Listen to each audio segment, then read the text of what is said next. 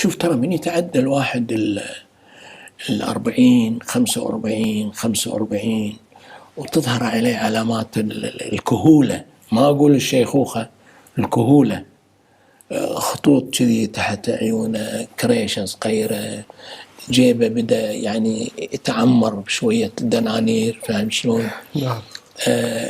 يعني يقول حق عياله لا تحكون عن الحكومة، ترى الحكومة صديقتنا. نروح حق الفئة الرابعة اللي حسب المثلث اللي انت راسمه كبيرة. هي اللي يعني ماخذة تقريبا يمكن 50% من بالضبط. مثلث الشرائح. صح. هذه الفئة أنا أسميها المغيبة. فئة المغيبة، يعني اللي ظهرت فيهم السمنة، حتى السمنة ظهرت فيهم. فهمت كيف؟ لأنهم حريصين على التموين. أكو ديرة يعني يصلها التموين بهالأسعار البسيطة، ماكو ديرة. تموين، خل ياكل